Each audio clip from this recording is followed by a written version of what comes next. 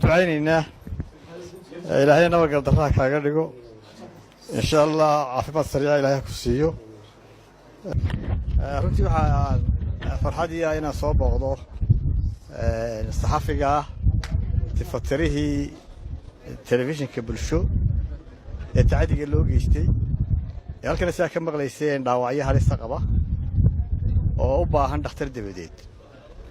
waxa ay darraa Somaliland saddex waxbay ku aanbaxday ay magaca ku heshay mid wuxuu ahaa hanaanka dimuqraadiyadda iyo doorashooyinka waa ka warhayseenoo gowracay ugu jiiday xukuumaddani iyo xisbigeedii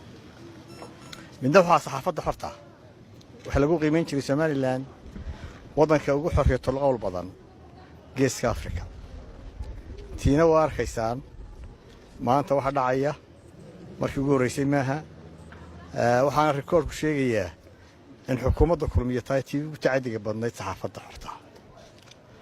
midna waxa xuquuqul insaanka in la ilaaliyo waa arkaysaan oo deetana xuquuqul insaan lagu tuntay muwaadiniintu xaq bay leeyihiin qofku hadduu dembi galo dariiq loo maru leeyahay waaran buu leeyahay laakiin isagoo suuqa jooga in la garaaco ama guriga loogu dhaco waxay ka soo horjeedaa dhammaan qawaaniinta Somaliland waxa loo baahan yahay inaanay taasi niyad jabin waddanku wuxuu u baahan yahay iyo duniduba warar runa oo xaqiiqa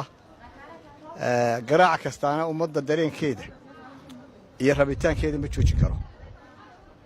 adduunka oo dhan wuu soo maray saxaafad la garaaco dad la caburiyo kumay guuleysan intaasoo dictator baa dunida soo martay Somalilandna uma baahna inay qaado dariiqa dictatoriyadda waxaana ilaahay nabagal darraa uga dhigo dhaawaca gaadhay waxa kaloo ka warqabtaan Cabdimaaligna in la garaacay markii burca laga soo qabanayay saxafiyiinka la socotay tafatirahana waa la garaacay marka kuwaas waa tacaddi iyo xadgudub laakiin waxaan idinku boorinayaa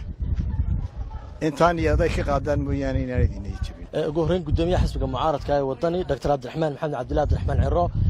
aniga ku hadlaya magaca maamulka sare ee telefishinka bulsho waxaan uga mahadnaqayaa inuu halkan ku soo booqdo tafatiraha guud ee telefishinka bulsho Khadar Macalin Deeq Sheekh Ibrahim oo ay jirdil u geysteen ciidamada booliska Somaliland mudane gudoomiye waxaan kaaga mahadnaqaynaa mar kale sida dareenka ula tahay shacabka reer Somaliland aad baan uga xunnahay in ciidamada booliska iyo xukuumadda madaxweynaha iminka joogaaba intay joogeen ay badiyeen tacadiinta ay ku hayaan saxaafadda sidoo kale gudoomiyaha xisbiga wadani waxaan uga mahad celinaynaa sidoo mar walba u garab taagan saxaafadda iyo dadka bilaacodka dani Cabdiraxmaan Maxamed Cabdilaahi Ciro oo noqday sarkaalkii ugu sareeyay ee Somaliland ay iminka xil haya ee soo booqda tifitire Khadar Macalin Deeq oo ciidamada Somaliland ay boolisku dhac u geysteen ma jirto cid ka tirsan xukuumadda madaxweyne Biixi ama saraakiisha ama wasaaradda warfaafinta oo booqatay Khadar Macalin Deeq misigta ayuu laba dhaawac ka qabaa dilaaca waana dhaawac halis ah oo baahan isbitaal dibadeed islaan filayo oo aan dalka gudihiisa waxa laga qaban karin Khadar wuxuu kamid yahay wariyaasha ugu sumcadda badan Somaliland ixtiraam kale ee degan Dr. Ciro waxaan leenahay shukran laka saxaafadda Somaliland kuma iloobi doonto maalmaha ay baahan tahay ama dhaawac siyaasadeed u gaaro ama ka dimuqraadiyadda waxaan leenahay xukuumadda madaxweyne Biixi saraakiisha wasaaradda warfaafinta booliska waa inay gudataan mas'uuliyadda ka saaran shacabka Somaliland khaasatan waxaanu tabaynaa wasaaradda warfaafinta aan hoos man jirnay oo aan ka weynay mas'uul booqda wariyaha ciidamada booliska Somaliland dhaawac u geysteen aad iyo aad ayaan ugu mahadnaqaynaa gudoomiyaha xisbiga mucaaradka ee wadani mudane Cabdiraxmaan Maxamed Cabdilaahi Ciro oo maalintii shalay tahay inuu dalka yimid oo dabcan ay taasi muujinayso